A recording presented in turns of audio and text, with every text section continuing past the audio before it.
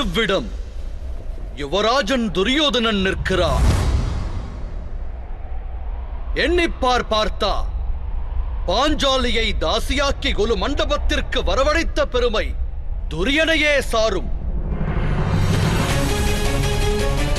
துச்சாதனா, அழைத்து வா அந்த தாசி திரௌபதியை கொலு மண்டபத்திற்கு. பஞ்சவரின் மனைவி அஞ்சி பயந்து ஆணையை ஏற்க மறுத்தால் அவளுடைய கூந்தலை பற்றி இழுத்து வா இந்த அவைக்கு.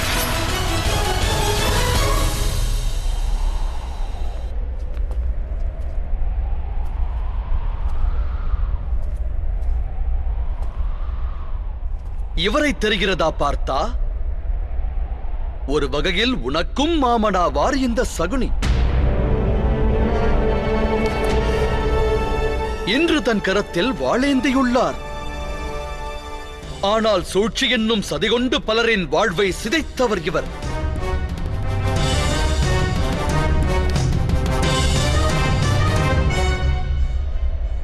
சிந்தித்துப்பார். அன்று இந்த சகுனியே உனது தாயையும் பாண்டவர் ஐவரையும் வாரணாவதத்தில் சாம்பலாக்க சதி திட்டம் தீட்டியவர். வாரணாவதத்து மாளிகையில் நம்முடைய 5 எதிரிகளும் ஒன்று சேரவிருக்கின்றனர். அமைத்த அரக்கு மாளிகை அந்த 5வரையும் உருக்குலைத்து விடும்.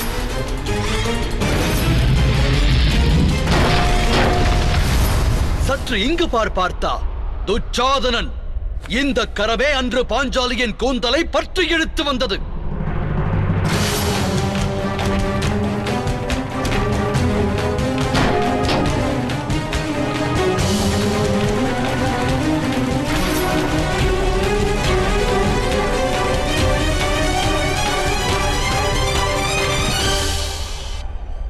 கங்கை மைந்தர் மற்றும் குரு துரோணரையும் பார்.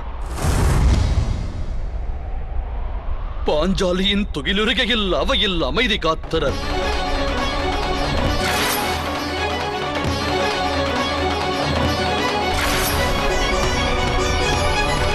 அதோ அங்கிருக்கிறான் அஸ்வத்தாமன். அவனை பற்றியும் எண்ணுவாய். அன்று அவன் முதிர்த்த அவதூறு வார்த்தைகளையும் சிந்தித்துப்பார். பாண்டவராய் பிறந்த பஞ்சவரோடும் இவள் தஞ்சமடைந்தவளாவாள்.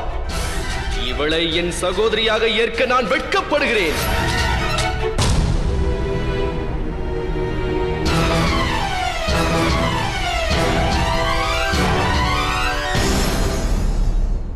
தற்சமயம் உன்னுடைய ஹிருதயத்தினில் பழி என்னும் உணர்வு தாண்டவமாடுகிறதா? இல்லை நியாயம் வேண்டுவதற்கு மனம் இன்னமும் ஏங்குகிறதா? ஆயுதம் ஏந்தும் எண்ணம் இன்னும் உன்னுள் தோன்றவில்லையா பார்த்தனே? இப்போது கூறு, இந்த யுத்தம் அவசியம்தானா?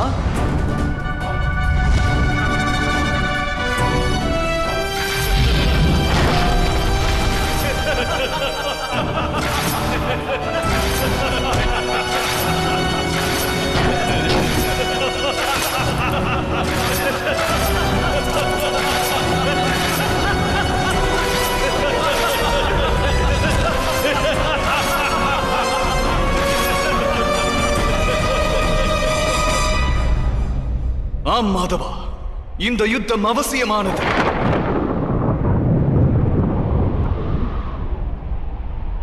இப்போது இந்த யுத்தம் அவசியம் என்று தோன்றுகிறதா? என்னில் அவனை புகழும் கங்கை மைந்தரை இன்னொரு முறை கூர்ந்து கவனி பார்த்தா அனுக்ஷணமும் பாண்டவர் நலன் கருதி தன் அன்பை வாரி வழங்கியவர். யுதிஷ்டிரனுக்கு அதிகாரம் கிடைக்க வேண்டும் என்பதற்காக பற்பல தடைகளை எதிர்கொண்டவர் இவர். என்று வரை அஸ்தினாபுரத்து அரியணையை அரசனாய் நீ அலங்கரிக்கின்றாயோ அன்று வரை நான் அனுக்ஷணமும் அரியணையை ரட்சித்து காப்பேன். ஆனால் பாண்டுவின் புதல்வர்களுக்கும் ஆனந்தம் பெற ஒரு வாய்ப்பினை நல்கு.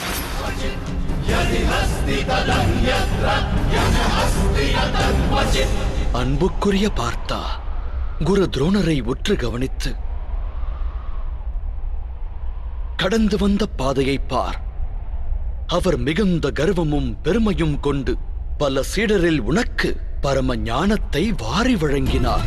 அகிலம் அனைத்திலும் உனை விஞ்சிய ஒரு வில்லாளன் இல்லை என்கின்ற நிலையினை நான் உருவாக்குவேன். உன்னை தலை சிறந்த வில்லாளனாக்க வேண்டும் என்ற எண்ணத்தில் அவர் தன்னுடைய சிரசில் பெரும் பாவத்தை சுமக்கவும் துணிந்தார். சிந்தித்துப் பார்த்தா. ஏகலைவா, குருதட்சணை தர வேண்டுமெனில் உனது வலதுகர பெருவிரலைத்தா.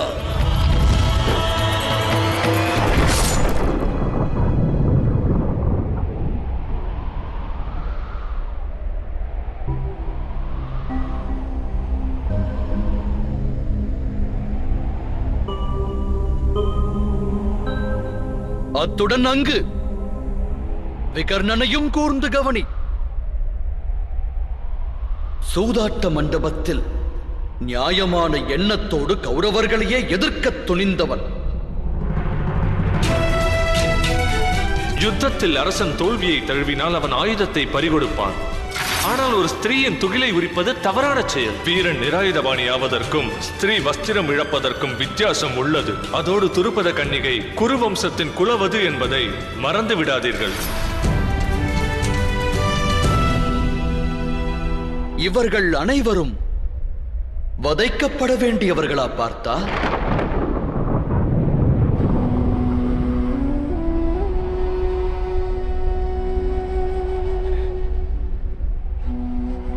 இல்லை மாதவா, இவர்களை எவ்வாறு நான் வதைப்பேன்? உண்மையில் கடினம்தான். ஆனால் அர்ஜுனா, உனது தரப்பு குறித்தும் நீ சிந்திக்க வேண்டும்.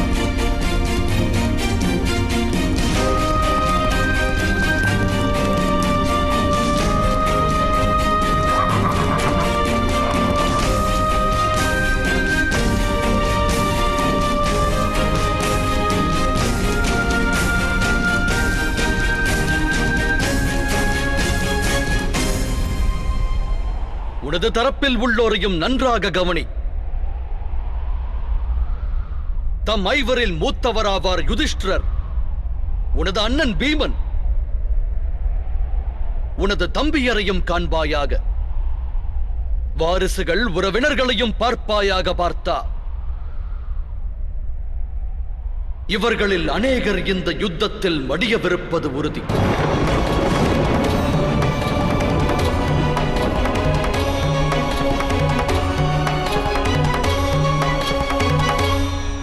உன்னுடைய உறவினர்கள் உயிர் துறந்தால் உனது ஹிருதயம் பலமிழந்து விடாதா பார்த்தா?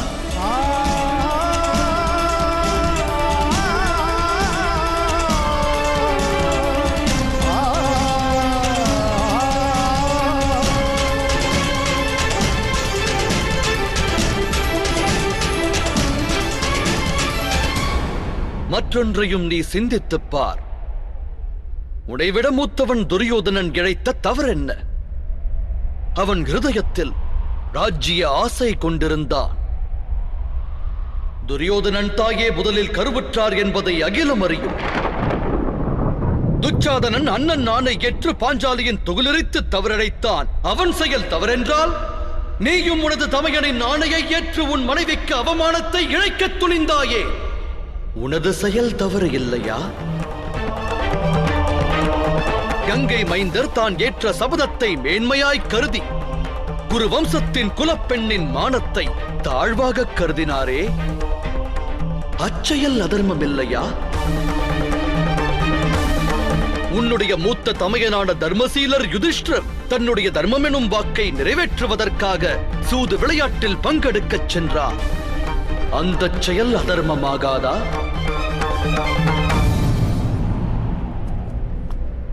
இப்போது சொல், மூத்தவன் துரியோதனனை சத்ருவாய் எண்ணுவது உச்சிதம்தானா?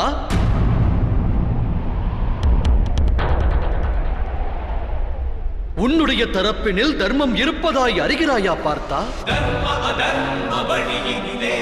நன்மை தீமைக்கு இடையினிலே விளையும் போரினில் சத்தியம் வென்றிடுமா?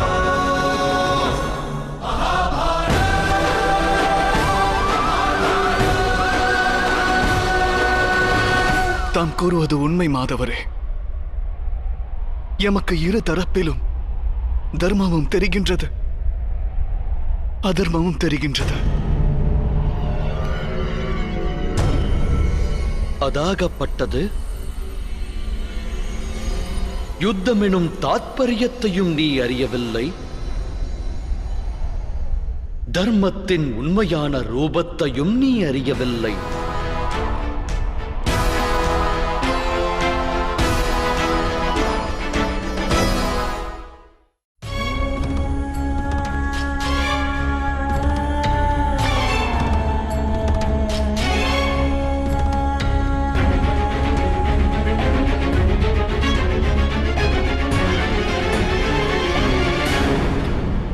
என் இதயம் மிகவும் குழப்பம் கொண்டுள்ளது.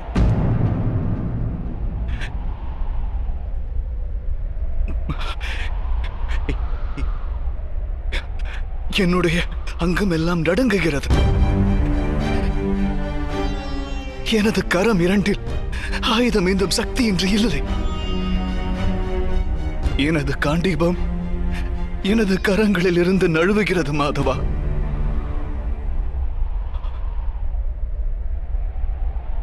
பெரும் அழிவு மட்டுமே என் கண்களுக்கு தெரிகிறது. எங்கும் பேரழிவு மட்டுமே தெரிகிறது.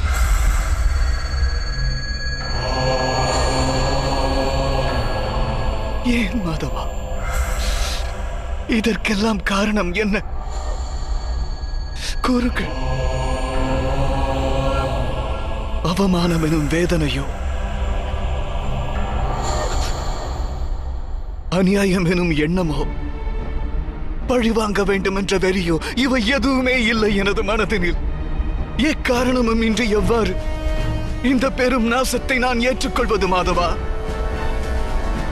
இயலாது மாதவா. பெரும் நாசமே புது யுகம் தோன்றுவதற்கு காரணம் பார்த்தா?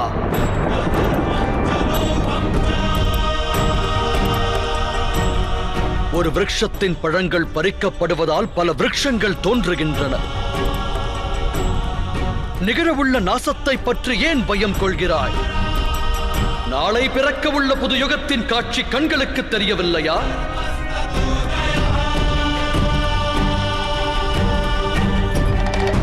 क्लेबयम् अस्मग् अपार्थ नै तत्व यूपपद्यते. வீரம் விடுத்து வாழ்வது விஜயனுக்கும் அழகல்ல. யுத்தம் புரிவது உன்னுடைய கடமை பார்த்தா. ஆயுதம் ஏந்து.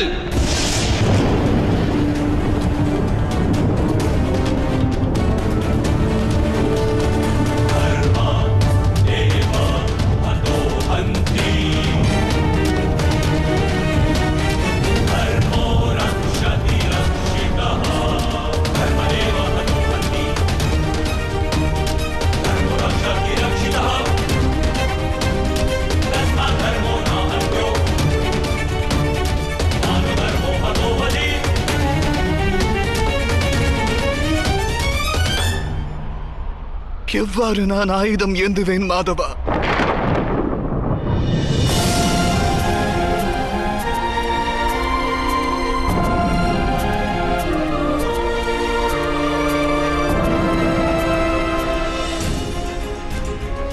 நான் எனது வாழ்வில் சிலருக்கு சேவை செய்ய வேண்டும் என எண்ணினேன். எனது பிதாமகர், குரு துரோணர், காந்தார அரசர், அண்ணனாய் ஏற்ற துரியோதனன், இவர்களுக்கெல்லாம் எதிராக எவ்வாறு நான் வில் உயர்த்துவேன்? இவர்களை வதைப்பதால் எனக்கு சொர்க்க பிராப்தி கிடைப்பதாய் இருந்தாலும் அது நரகமே மாதவா. என்னால் இயலாது.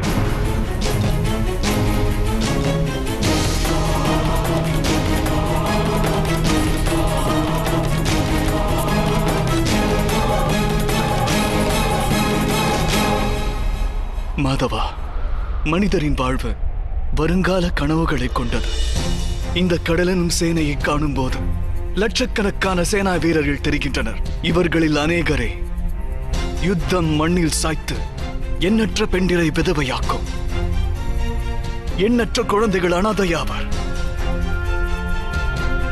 சமுதாய நியதிகள் உடைக்கப்படும் போது நல்வழிப்படுத்துவதற்கு எவரும் இல்லாத நிலை உருவாகும். புண்ணிய வேதத்தின் நியாயம் அறுபட்டு போகும். குருகுலமானது அழிந்துவிடும். அரச குலங்களுக்கான பாதுகாப்பு அழியும். அனைத்தும் வேரோடு அழிந்து எங்கும் சூன்யமாகும்.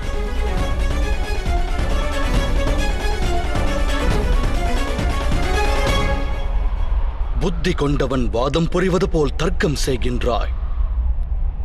ஆனால் உண்மையில் இவ்விடம் அவ்வாதம் வீண்வாதமாகும். பார்த்தா எது அழியும் என்கிறாய்? விருட்சத்தின் இலையானது உதிர்ந்து சருகாகிப் போவதால் அந்த நிகழ்வை அழிவு என்று கூறலாகாது அர்ஜுனா. இலை துளிர்ப்பது, தழை தோங்குவது, உதிர்ந்து சருகாவதெல்லாம் விருட்சம் சாயாமல் இருப்பதற்கான நிகழ்வுகள். அதுபோல மானிடரது ஜனனம், வாழ்வு, மரணம் ஆகியவையும் சமுதாயத்தின் நன்மைக்கானவை. இந்த அகிலத்தின் நன்மைக்கானவை. அழகிய அகிலம் சுந்தர சிருஷ்டியாகும். இந்த சுந்தர சிருஷ்டி சூத்திரதாரியின் ஆக்கமாகும். பார்த்தா இந்த சத்திய தத்துவத்தை அறிந்தவன் தர்மத்தின் மார்க்கம் எதுவென்பதை நித்தம் நித்தம் அறிகிறார். ஆம் பார்த்தா, இந்த யுத்தம் அழிவை விளைவிக்கும், அதில் சந்தேகமில்லை. எண்ணற்ற குழந்தைகள் அனாதையாவார். சமுதாய நியதிகள் உடைக்கப்படும் போது நல்வழிப்படுத்துவதற்கு எவரும் இல்லாத நிலை உருவாகும். புண்ணிய வேதத்தின் நியாயம் அறுபட்டு போகும். குருகுலமானது அழிந்துவிடும். அரச குலங்களுக்கான பாதுகாப்பு அழியும். அனைத்தும் வேரோடு அழிந்து எங்கும் சூன்யமாகும்.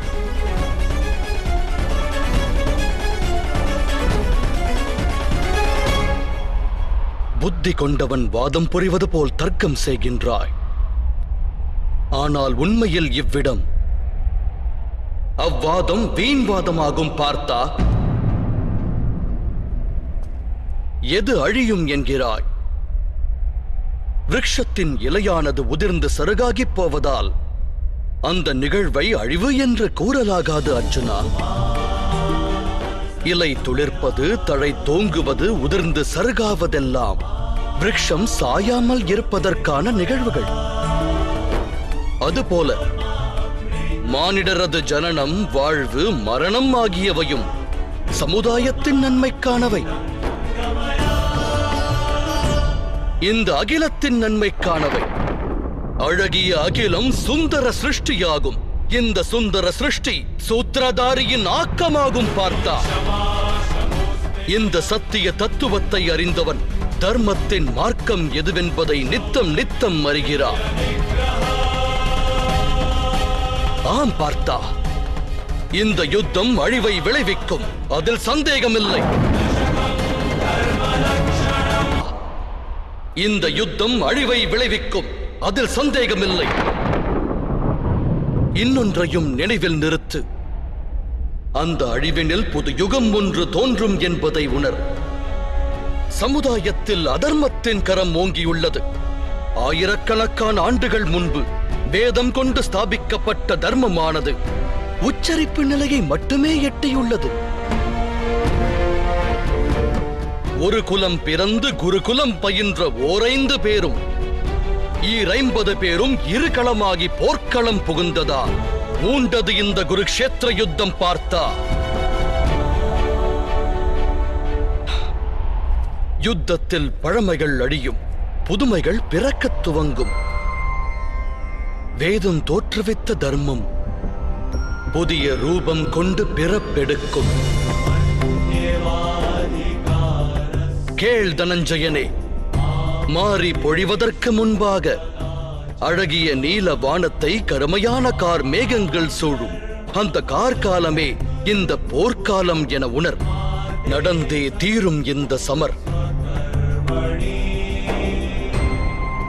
மாறி பொழிந்தால் அகிலத்தில் காணும் இடமெல்லாம் பசுமையானது பூத்து குலுங்கும். அதனைப் போலவே இந்த குருக்ஷேத்திர யுத்தம் முடிந்தால் அகிலம் நித்தம் நித்தம் சுகம் பெறும். பார்க்கலாம் போற்றும் பாரதம் விளையவிருக்கும் அழிவை பார்க்காதே, வரவிருக்கும் ஆக்கத்தை பார் தனஞ்சயா, நிகழவிருக்கும் நாசத்தை பார்க்காதே.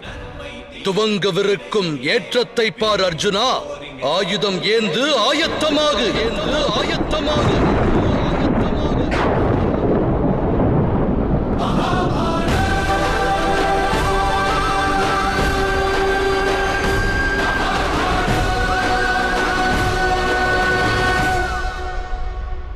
தமது வார்த்தைகள் செவியை எட்டுகிறது மாதவா. ஆனால் அவை இதயம் வரை சென்று உரைக்க மறுக்கிறது. அறங்களுக்கு அரணான முகுந்தனின் வார்த்தை முரணாய் தோன்றுகிறது. தாம் என் நெஞ்ச வயலில் ஞான விதை தூவினாலும் எனது நெஞ்சு அதை கொடிய வினையாக கருதுகிறது. அவ்வாறு இருக்க எவ்வாறு ஞானம் பெறுவேன்? மாதவா, அன்று இந்த பார்த்தனது ரதத்தையும் மனத்தையும் செவ்வனே செலுத்துவதாய் உரைத்தீர் அல்லவா?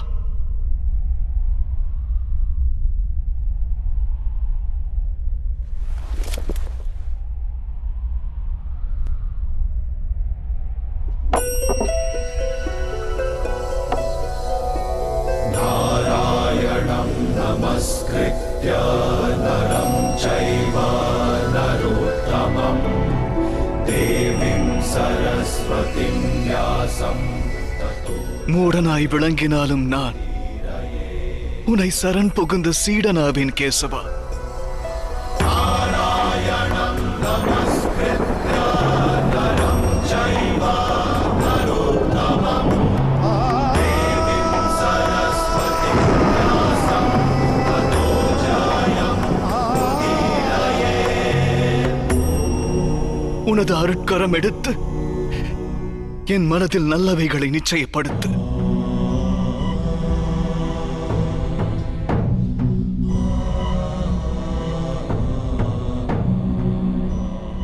எழுந்திரு அர்ஜுனா.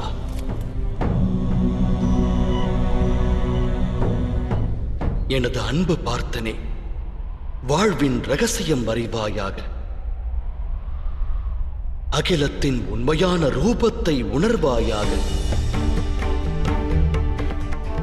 கரை புரளும் கங்கை பிரவாகத்தில் ஒருவன் தன் சிரம் முங்கி எழுவதினால் எதையும் பிராப்தம் பெற மாட்டான். ஆனால் பாவங்களை தொலைத்து நல்வழியை வேண்டி முங்கினால் அவனுக்கு கங்காஜலம் முக்தியை நல்கும் பார்த்தா. சிந்தித்துப் பார் அர்ஜுனா. நீ சங்கடங்களில் உழலப் போகிறாயா, இல்லை சமர்ப்பணத்தால் சமர் செய்யப் போகிறாயா? கூறும் ஞானத்தை உன்னுள் அடக்குவாயாக.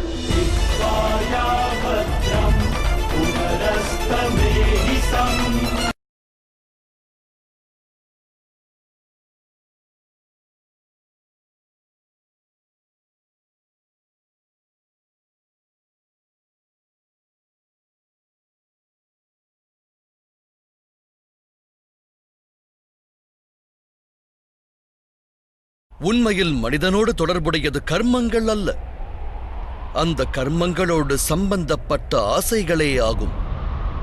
எவ்வாறு மாதவா? நிகழும் இந்த யுத்தத்தில் நீ வெற்றி மீது ஆசை கொண்டு தோல்வியை தழுவினால் அளப்பரிய வேதனை அகத்தை சூழும். அந்த வேதனை உன்னை ஏனைய காரியங்களை செய்ய தூண்டும். ஆதலால் நீ மறுஜென்மம் எடுப்பாய். ஒருவேளை போரில் வெற்றி பெற்றால் உன்னில் அகங்காரம் ஓங்கும். அந்த அகங்காரம் உன்னில் அகிலத்தை வெல்லும் ஆசையை தூண்டும். ஆதலால் படுகொலைகளைச் செய்வாய், பாவக் கடல்தனில் மூழ்குவாய். சிந்தித்துப் பார். ஒருவேளை நடக்கும் யுத்தத்தில் வெற்றியின் மோகமோ தோல்வியின் பயமோ இல்லாதிருந்தால் யுத்தத்தின் இறுதியில் நீ பெறுவது சுகமா இல்லை துக்கமா பார்த்தா? சுகமும் அன்று மாதவா, துக்கமும் அன்று. எனில் உன்னுடைய சுகம், துக்கம், வேதனை, நிராசை, அகங்காரத்திற்கு இந்த யுத்தம் காரணம் அல்ல. நிகழும் யுத்தத்தோடு நீ கொண்டிருந்த அளப்பரிய ஆசைகளே அதற்கு காரணமாகிறது. எனது வார்த்தைகள் சத்தியம்தானே பார்த்தா?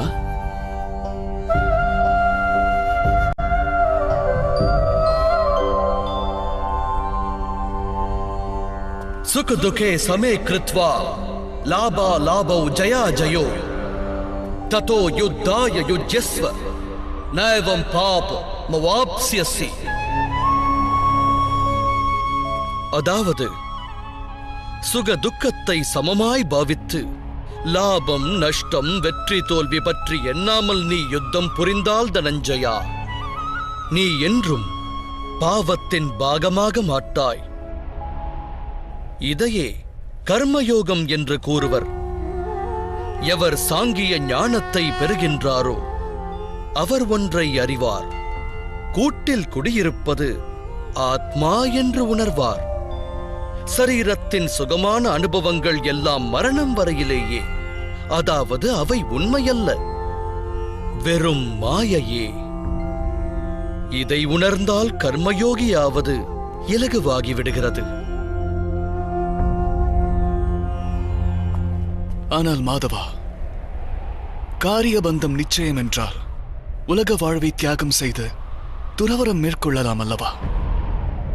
அந்த எண்ணத்தினால் விளைந்த விளைவுதான் இந்த யுத்தம் என்று உணர்வாய்.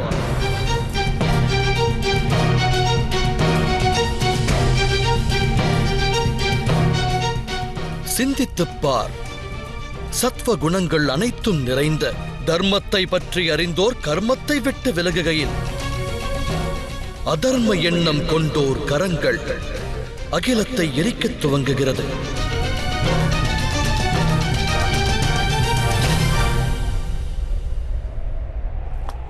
அன்று பிதாமகர் தனது சுகத்தை தியாகம் செய்யாது இருந்திருந்தால் அதர்மத்தின் கரம் இன்று ஓங்கி இருக்காது.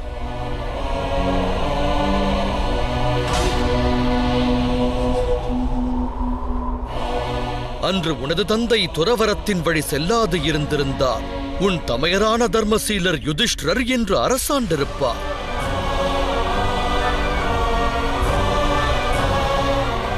அவரது ராஜ்ய பிரஜைகளும் அவரால் தர்ம ஞானத்தை பெற்றிருப்பார்கள். வேதனை தரும் செய்தி ஒன்றை கூறுகிறேன் கேள். சத்வகுணம் நிறைந்தவர்களால் மட்டுமே அகிலமானது நன்மையை பெறும். ஆனால் அவர்கள் அனைவரும் துறவரம் வழி செல்கின்றனர். நதியின் நீர் ஆவியாகி இல்லாமல் போனால் மீதமிருப்பதென்ன? பயனற்ற சேறு மட்டுமே மிஞ்சும். அதுபோலவே சத்வகுண ஞானிகள் அகிலத்தை தியாகம் செய்து விலகிச் சென்றால் தமஸ் குணமானது நிறைந்த அதர்மிகள் அகிலத்தில் நிறைந்து விடுகின்றனர். அதனால் அகிலத்தில் பாவமும் அதர்மமும் தழைக்கிறது.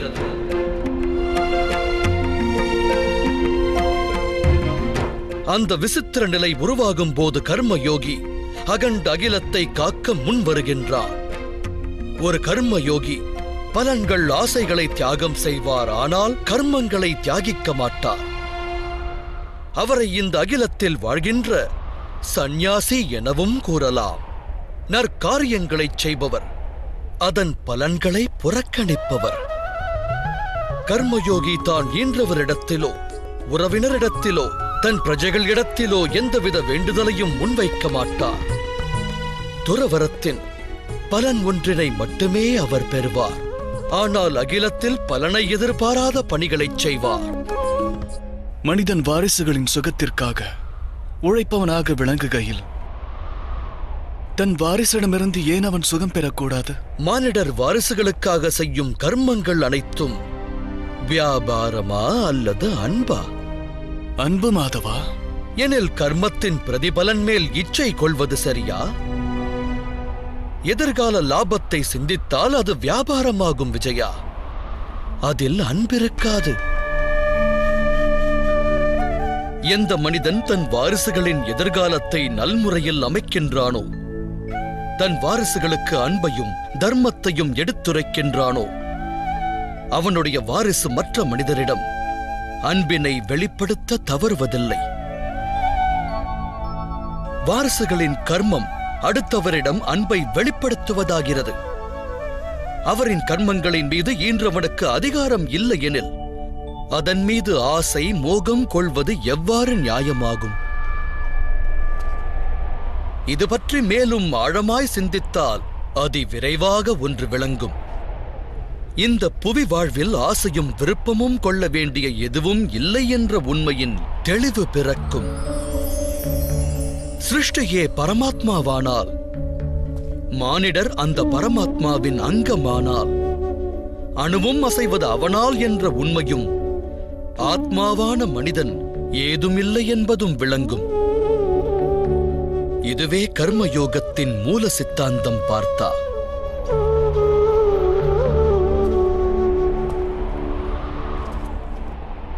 நீயும் ஒரு கர்மயோகியாக மாறி இந்த யுத்தத்தை நடத்த வேண்டும் அர்ஜுனா. திரைகுண்யா விஷயா வேதா நிஸ்திரைகுண்யோ பவார்ஜுனா நிர்த்வந்த்வோ நித்ய சத்வஸ்தோ நிர்யோக ஷேம ஆத்மவான். முக்குணங்களையும் தியாகம் செய்து நிர்குணனாக பார்த்தா துவந்தத்திலிருந்து முக்தி அடைந்து விடு. சத் என்னும் பொருள் கொண்ட பரமாத்மாவின் மீது மனதை லயித்து வாழ்வின் கர்மங்களை தொடர்ந்து ஆற்று. பிராப்தம் பெற வேண்டும் என்ற இச்சையையும் பிராப்தம் பெற்றதை ரட்சிக்க வேண்டும் என்ற எண்ணத்தையும் வேரோடு தியாகம் செய். உனது சத் என்னும் பொருள் கொண்ட பரமாத்மாவின் மீது மனதை லயித்து வாழ்வின் கர்மங்களை தொடர்ந்து ஆற்று. பிராப்தம் பெற வேண்டும் என்ற இச்சையையும் பிராப்தம் பெற்றதை ரட்சிக்க வேண்டும் என்ற எண்ணத்தையும் வேரோடு தியாகம் செய். உனது ஆத்மாவிற்கு விடுதலை கொடு.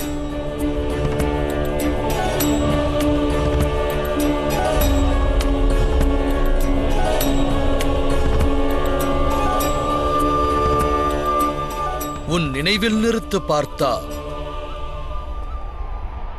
கர்மண்யவாதிகாரஸ்தே மா பலேஷு கதாச்சன மா கர்ம பலஹேதுர்பூ மாதே சங்கோஸ்தவ கர்மணி.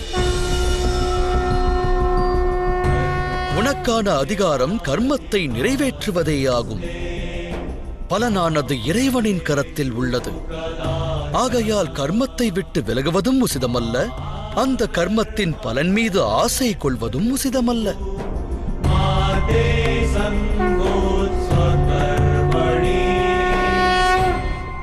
கர்ம பலனை எதிர்பார்க்காத கர்மத்தை மட்டும் நிறைவேற்றுபவர். அப்படிப்பட்ட கர்ம யோகியை எவ்வாறு அறிவது மாதவா? விஷயா வினிவர்த்தந்தே நிராஹாரஸ்ய தேஹினஹ ரஸ்வர்ஜம் ரசோப்யஸ்ய பரம் திருஷ்டுவா நிவர்த்ததே. அன்பு பார்த்தா, சுவையிலிருந்து விடுபடுவதற்காக சிலர் உணவையே தியாகம் செய்வர். ஆனால் உண்மையில் அவர்கள் மனதிலிருந்து சுவையின் ஆசை விலகுவதில்லை.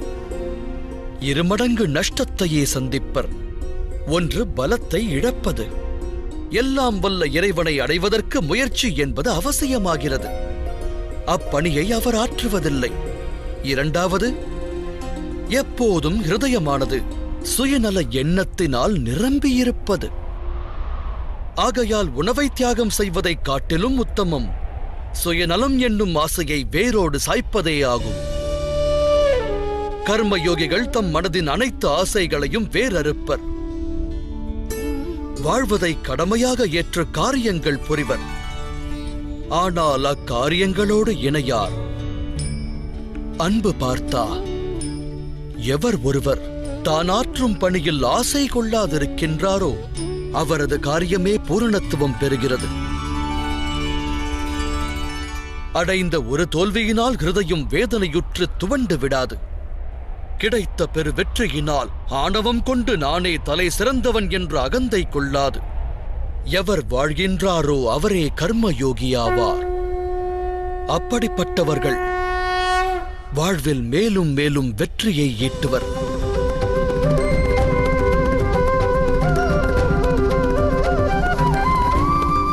ध्यायतो विषयान् पुंस संकस्तेषु पजायते संकात् संचायते काम कामात् क्रोधो विजायते क्रोधात् भवति सम्मोह सम्मोहात् स्मृति विभ्रम स्मृति भ्रंशात् बुद्धिनाशो बुद्धिनाशात् प्रणश्यति.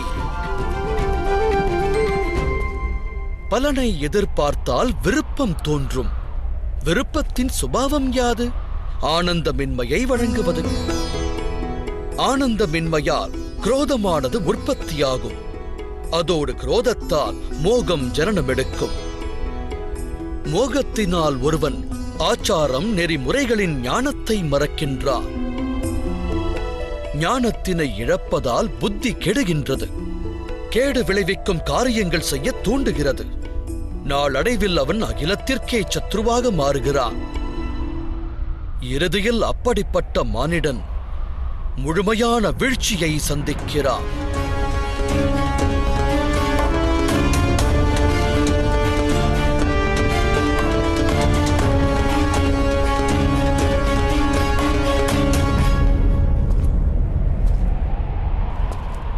அதற்கு உதாரணம் துரியோதனன். பீஷ்மர் அவனுடைய சேனாதிபதியானாலும் உண்மையில் அவனுக்கு சத்ருவே. அவர் உனக்கு வெற்றியின் ஆசை வழங்கியவர்.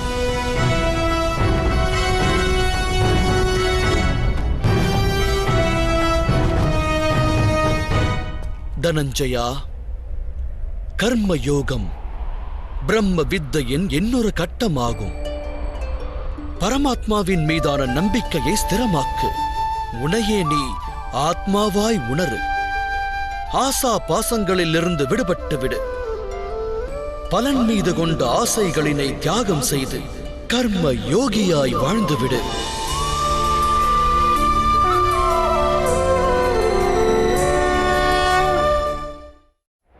பரமாத்மாவை நினைத்து மனதை ஸ்திரமாக்கி கர்ம யோகியாய் மாறுவதற்கு மார்க்கம் என்ன மாதவா? பார்த்தனே, சாங்கிய யோகத்தின் மூலம் மனிதன் பரமாத்மாவை நிரந்தரமாய் அறிய இயலும். பரமாத்மாவிடம் மனம் லயிப்பதினால் மனிதரின் ஹிருதயத்தில் சமர்ப்பணத்தின் பாவம் உற்பத்தியாகும். அந்த பாவத்தை தான் பக்தி என்று கூறுவர். பக்தியினால் மானிடன் சத்திய அசத்திய ஞானத்தை பெறுகிறான். அந்த ஞானத்தினால் அவன் பரமாத்மாவின் தரிசனத்தை பெறுகிறான். அதோடு யார் பரமாத்மாவின் தரிசனத்தை பெறுகிறாரோ அவரே உண்மையில் கர்மயோகியாய் மாறுகின்றார். பிறப்பு என்னும் துன்பத்திலிருந்து விடுபட்டு மோட்ச நிலையை எட்டுகின்றார். அனைத்து ஆத்மாக்களின் இறுதி லட்சியம் அதுவே. தர்ம பாதையின் இலக்கும் அதுவே ஆகும். ஆனால் பரமாத்மாவின் தரிசனத்தை பெறாது எவ்வாறு சமர்ப்பணம் நல்குவேன் மாதவா? பரமாத்மாவின் தரிசனத்தை பெற வேண்டுமாயின் கண் இரண்டை திரையாய் மறைத்துள்ள பேராசை, அகங்காரம், குரோதம் போன்ற ஏனைய குணாதிசயங்களை நீ களைந்தெறிய வேண்டும். பாதாள இருட்டறையில் வாழும் மனிதன் ஒருவன் சூரிய தரிசனம் பெற வேண்டுமென்றால் அவனிடம் என்ன கூறுவாய்? நீ வீற்றிருக்கின்ற இருளறையை விட்டு விலகி வந்து நீல வானத்திற்கு கீழே நில் என்பாய். சூரிய தரிசனம் கிட்டும் என்பாய். எனது அன்பு பார்த்தனே, இந்த சிருஷ்டியே பரமாத்மா. பரமாத்மா என்பவரே அனைத்தும். பரமாத்மாவை தவிர வேறெதுவும் இல்லை. தனது ஆத்மாவின் தரிசனம் பெறுகின்ற ஒருவன் பரமாத்மாவின் தரிசனத்தையும் பெறுகிறான். எவ்வாறு சிறிதளவு உப்பின் சுவையானது பரந்துள்ள கடல் நீரின் கரிப்பிற்கு மாறானதில்லையோ அவ்வாறே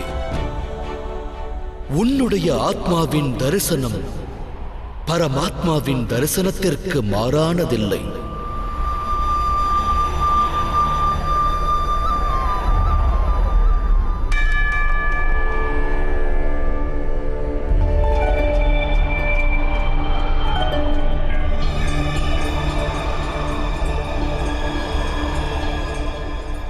எனில் மாதவா தாமே பரமாத்மாவா?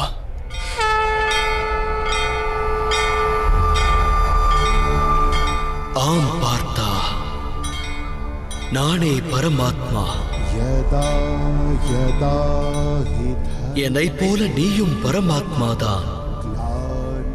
ஆனால் அந்த சத்தியத்தை நீ இன்னும் உணரவில்லை. நான் அந்த சத்தியம் அறிந்தவன். அதர்மஸ்ய ததாத்மானம் ஸ்ரீஜாம்யஹம். அப்படி என்றால் தம்மிடம் சமர்ப்பணமாவது இறைவனிடம் சமர்ப்பணமாவதற்கு இணையல்லவா? நிச்சயமாக.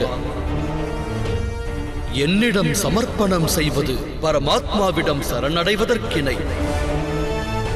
சர்வ தர்மான் பரித்யஜ மாமேக் சரணம் வ்ரஜ். ஜகத்தையே தியாகம் செய்து என் சரணங்களில் சரணடை பார்த்தா.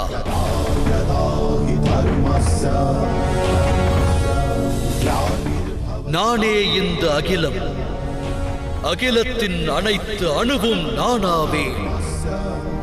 சூரியனும் நானாவே, குளிர் சந்திரனும் நானாவே, நட்சத்திரங்களும் அனைத்து கிரகங்களும் நானே. ஒளி பொருந்திய சூரியனை விட புராதனன், விருட்சத்தில் துளிர்க்கின்ற தளிரை விட புதுமையானவன். அனைத்து மானிடரும் நானாவே. மேலும் சொர்க்கம் மற்றும் நரகத்தை ஆட்டுவிக்கும் சக்தியாவே. கொடிய எண்ணம் கொண்ட துரியனும் நான். வில்லேந்திய விஜயனும் நானே.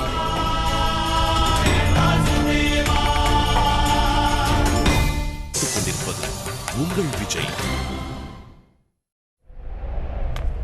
எவ்வாறு இது சாத்தியம் மாதவா? தம்முடைய ஜனனமானது நிகழும் காலத்தில் நிகழ்ந்துள்ளது. எந்த தாயின் கர்ப்பத்தில் ஜனித்தீரோ அந்த தாயானவரும் உயிரோடு இருக்கையில் தாம் எவ்வாறு சூரியனுக்கும் புராதனனாவீர்? நீ சரீரத்தை காண்கிறாய் அர்ஜுனா. நான் எடுத்துரைப்பதோ ஆத்மாவை குறித்து. நான் அநேக ஜனனம் எடுத்தவன் பார்த்தா. பற்பல அவதாரங்களை நான் எனதாக்கியவன். எண்ணற்ற சரீரங்களை ஆடையாக்கி இந்த மண்ணில் புதைத்தவன் நான்.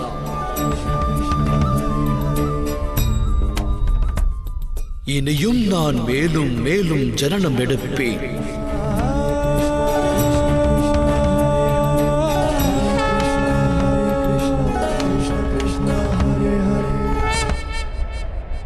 யதா யதா ஹி தர்மஸ்ய க்லானிர்பவதி பாரத அப்யுத்தானம் அதர்மஸ்ய ததாத்மானம் ஸ்ருஜாம்யஹம். பரித்ராணாய சாதூனாம் விநாசாய சதுஷ்கிருதா தர்ம சம்ஸ்தாபனார்த்தாய சம்பவாமி யுகே யுகே.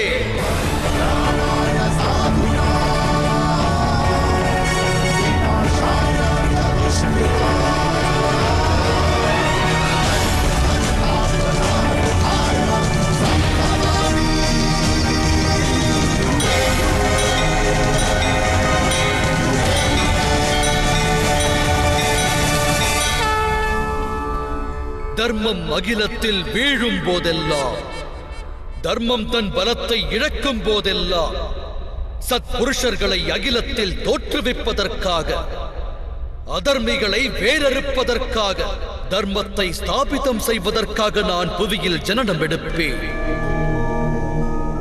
இந்நிகழ்வு ஒவ்வொரு யுகத்திலும் நடந்துள்ளது. இனிவரும் காலத்திலும் இந்த நிகழ்வு தொடரும். நானே அனைத்துமான பரமாத்மா. மச்சாவதாரமும் நானே, வாமன அவதாரமும் நானே, பரசுராமரும் நானாவே, தசரத நந்தன் ராமரும் நானாவே. நானே பிரம்மா விஷ்ணு சர்வேஸ்வரன். அத்துடன் சரஸ்வதி காளி மகாலட்சுமியுமாவே.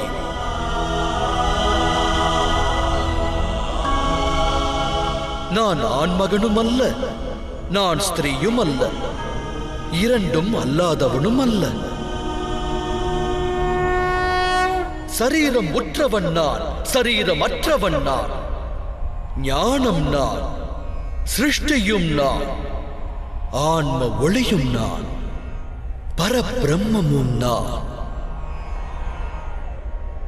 காணும் அனைத்தும் நான், எதுவும் மற்ற சூக்ஷமமும் நான்.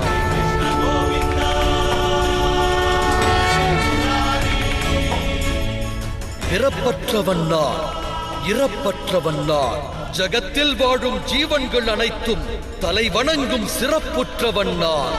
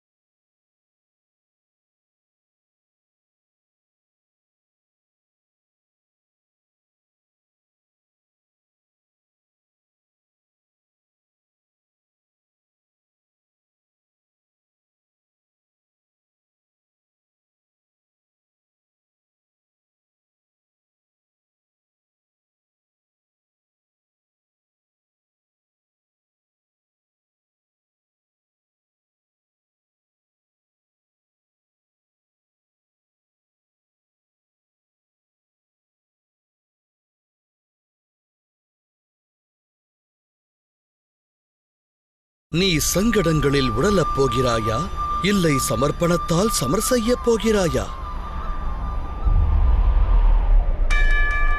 வழங்கும் ஞானத்தை பெற ஆயத்தமாகு.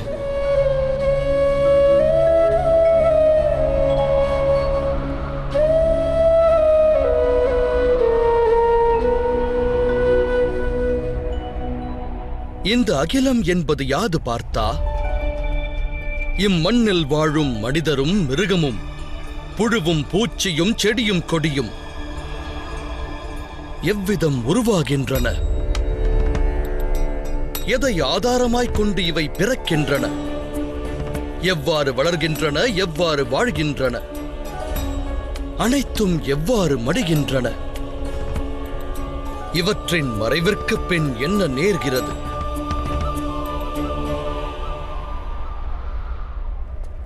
அந்த ரகசியம் பற்றி அறிய முற்படு.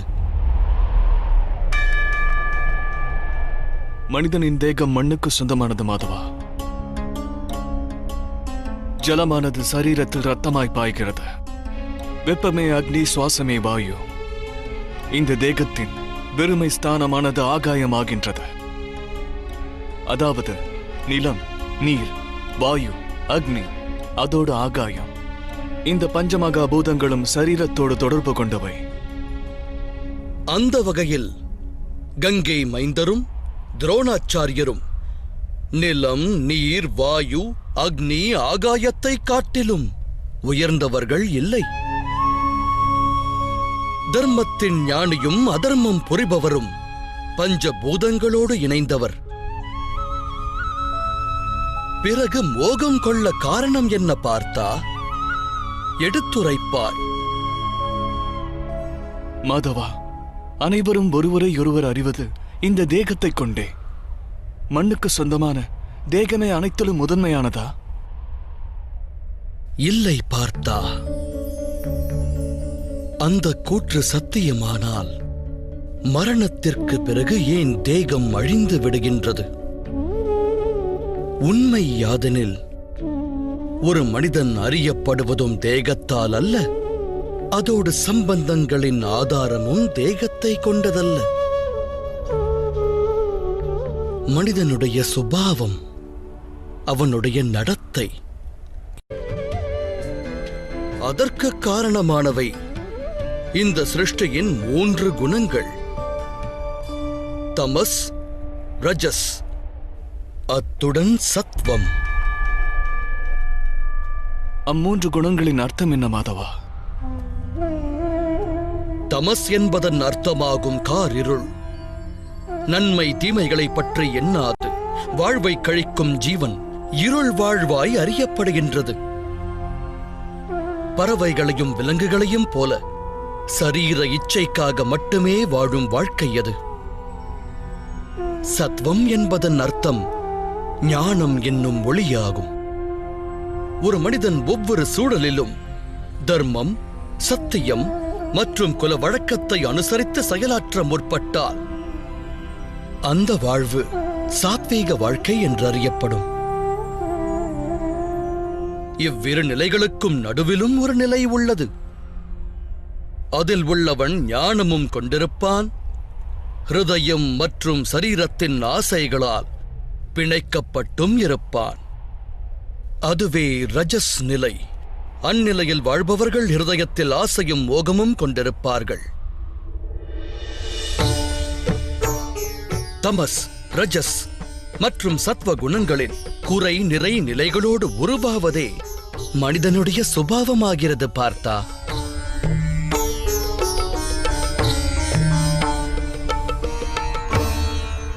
சற்று அங்கிருப்போரை பார். இவர்களில் உனக்கு எந்த குணமானது தென்படுகின்றது?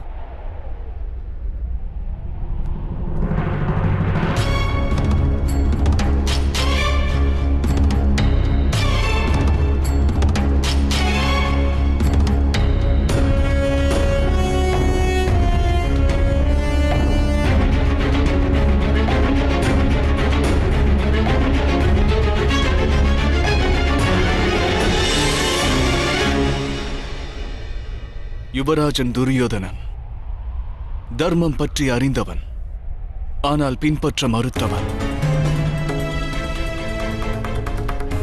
அகங்காரத்தை வாழ்வாதாரமாக்கியவன். தமஸ் எனும் குணம் அவனுள் மிக குறைந்து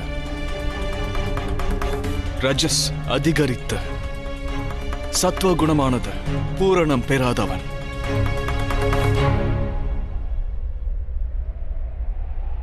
இன்னொரு புறம் இருப்பவன் இளவரசன் துச்சாதனன். எப்போதும் தமையனுடைய ஆணைக்கு மறுவார்த்தை பேசாத சிறமேற்கொள்பவன். அப்படியென்றால் இவன் தமசை சேர்ந்தவன். கங்கை மைந்தர் குறித்தும் ஆலோசி விஜயா. சத்வ குணம் கொண்ட அவர் தமசோடும் இணைந்தவர், அகங்காரமற்றவர். இருப்பினும் பழமையான தர்மம், பழமையான குல வழக்கங்களோடு பின்னி பிணைந்தவராவார். இன்னலெனும் நிலை உருவானாலும் தன் நிலையை மாற்றாமல் வாழ்ந்தவர். துரோணாச்சாரியரையும் பார். ஞானம், அகங்காரம் இரண்டையும் கொண்டவர். ஞானம் இவருக்கு முக்தியை நல்க எண்ணியது, ஆனால் கொண்ட அகங்காரம் இவருக்கு முக்தியை தர மறுத்தது. முக்தியை நல்க எண்ணியது, ஆனால் கொண்ட அகங்காரம் இவருக்கு முக்தியை தர மறுத்தது.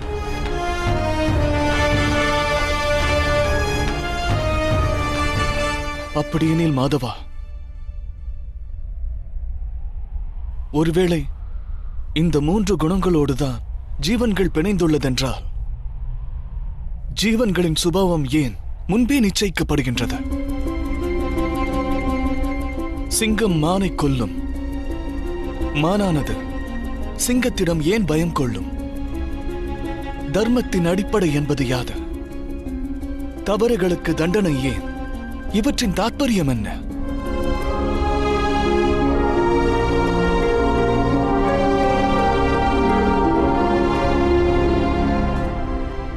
உத்தமமான கேள்விகள் பார்த்தா.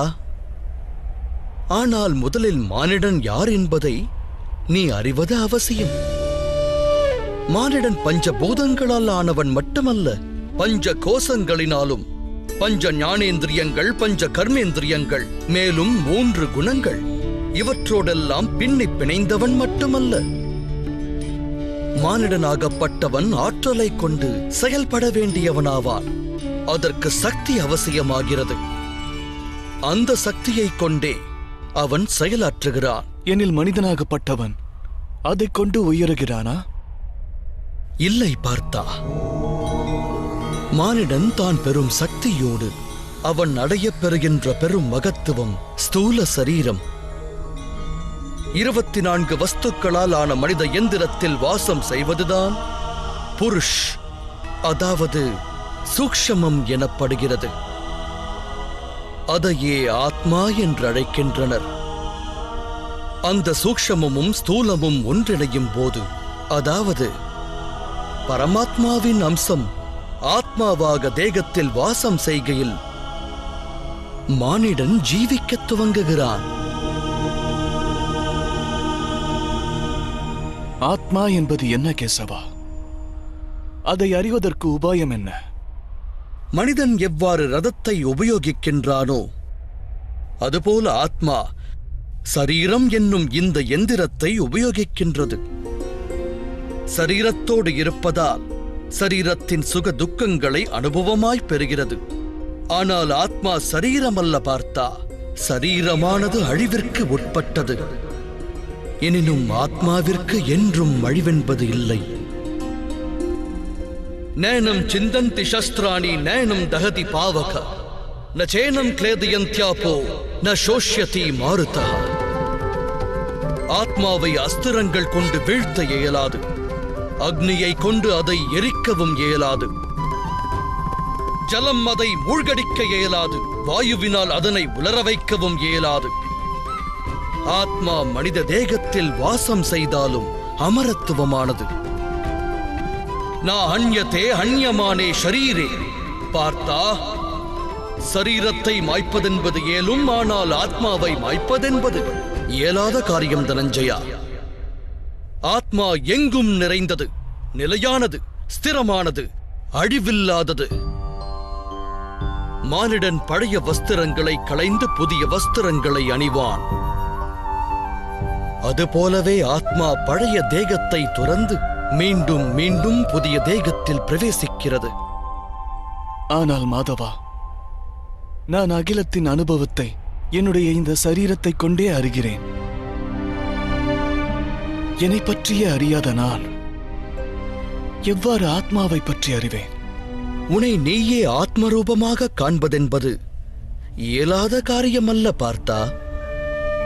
வாய்ப்பேச இயலாதவர் வாழ்கிறார், பார்வையற்றவரும் வாழ்கிறார், கை கால் செயலற்றவர்களும் இந்த உலகத்தில் வாழ்கிறார்கள்.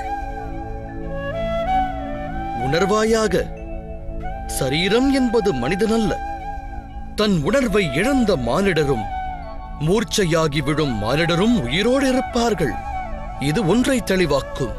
மானிடருடைய உணர்வுகள் என்பதும் சரீரத்திற்கானதல்ல.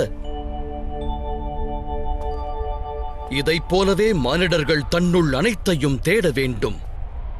நான் இந்திரியங்கள் அல்ல, சரீரம் அல்ல, உணர்ச்சிகள் அல்ல, எண்ணங்கள் அல்ல, ஞானமும் நான் அல்ல என்று உணர வேண்டும். அந்த சத்தியத்தை உணர்ந்தால் மானிடர் அந்த அறிதலின் இறுதியில் ஆத்ம ரூபத்தை தரிசிக்கிறார்கள்.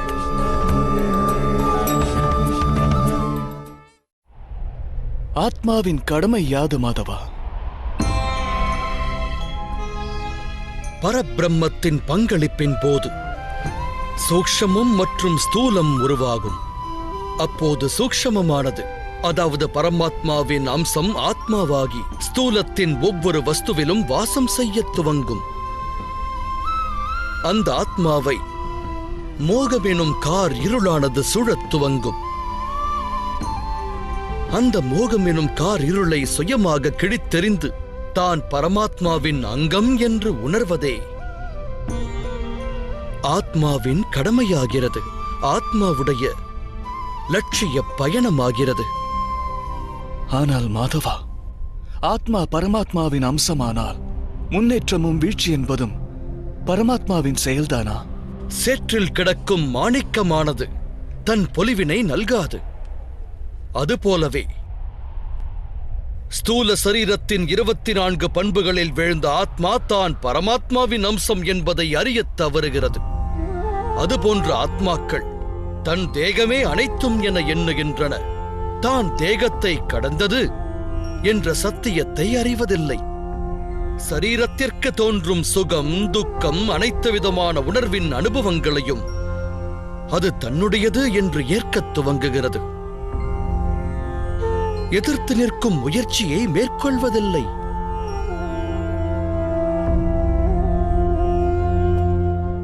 எதிர்த்து நிற்கும் முயற்சியை மேற்கொள்ளாத ஆத்மாக்கள் நிரந்தர அதர்மத்தை செய்கின்றன.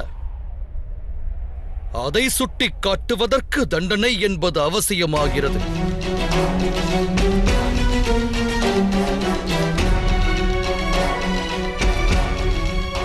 ஒரு தத்துவத்தை அறிவாயாக பார்த்தா, நீ என்பது சரீரம் அல்ல, நீ ஒரு ஆத்மா என்பதை உணர்.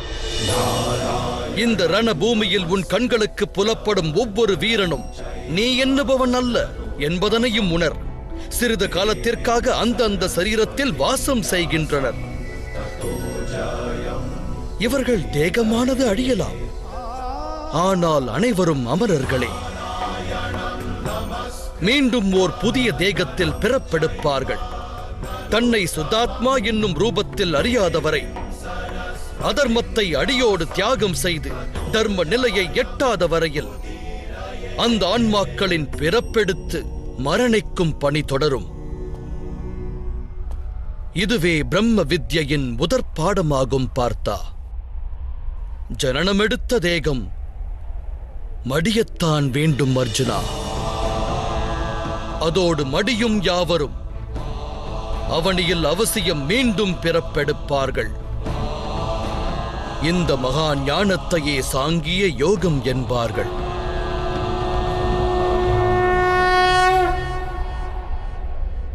தர்மம் அதர்மம் இவ்விரண்டும் என்ன மாதவா? எந்த மார்க்கத்தினில் மனிதன் தன்னையே ஆத்ம ரூபமாய் காண்கின்றானோ, பரமாத்மாவின் அங்கமென தன்னுடைய ரூபத்தை அறிகின்றானோ, அத்தகையதொரு மார்க்கமே தர்மம் என்றாகிறது.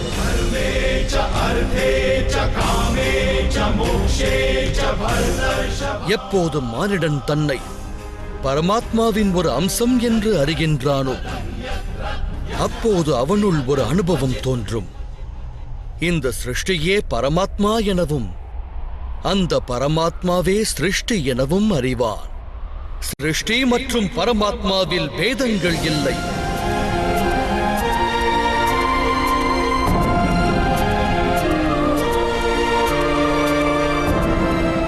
இந்த தத்துவத்தை அறிந்த மானிடன் உடன் வாழும் பிற மனிதர்களுக்கும் ஜீவராசிகளுக்கும் அநியாயம் இழைக்க சிந்திக்க மாட்டான்.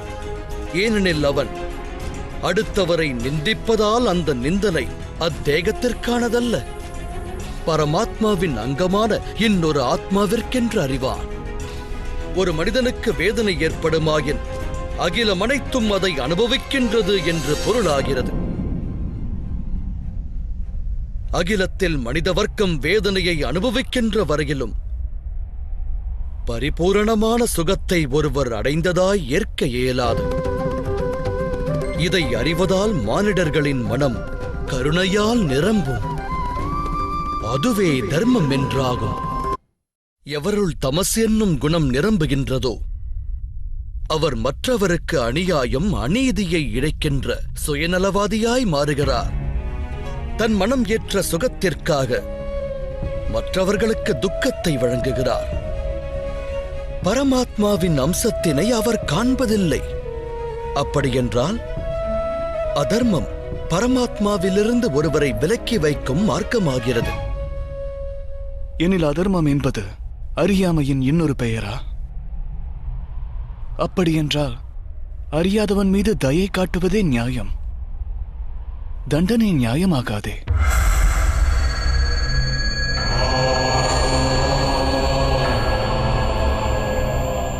ஒரு அஞ்ஞானி ஞானத்தின் மூலத்தை அறிய முற்படாவிடில், ஞானத்தின் மீது தன் பார்வையை பதிக்காவிடில், தண்டனை என்பதே தயையாகிறது.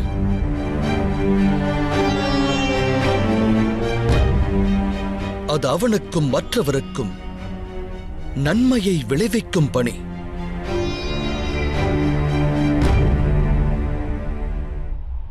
தேகத்தின் ஆத்மா பரமாத்மாவை அறியும் பணியில் ஈடுபட வேண்டும். ஆனால் சில வேளைகளில் மாறான நிலை உருவாகிறது. அறியாமை, மோகம், அதர்மம் பெருகிவிடுகிறது. அகிலத்தில் தர்மம் வேரோடு அழியும் பயம் உற்பத்தியாகிறது. அகிலத்தில் தர்மம் அழியும் நிலை ஏற்பட்டால் சத்மார்க்கத்தை நல்கும் கருணையும் சத்தியமும் காணாமல் போகிறது. வரவிருக்கும் தலைமுறைகள் தர்மத்தை பெற வேண்டுமாயின் ஆணவம் கொண்ட அதர்மிகள் வதைக்கப்பட்டு தர்மம் ஸ்தாபிக்கப்பட வேண்டியது அவசியமாகிறது. அகிலம் போற்றும் பாரதம் இது இணையில்லா காவியம். அந்நிலை இன்றும் உருவாகியுள்ளது பார்த்தா. தர்மத்தை ஸ்தாபிக்கும் கடமை உன்னுடையது அர்ஜுனா. ஆகையால் பலகீனத்தை விரட்டு. யுத்தத்தில் பங்கெடுக்க பலத்தை திரட்டு.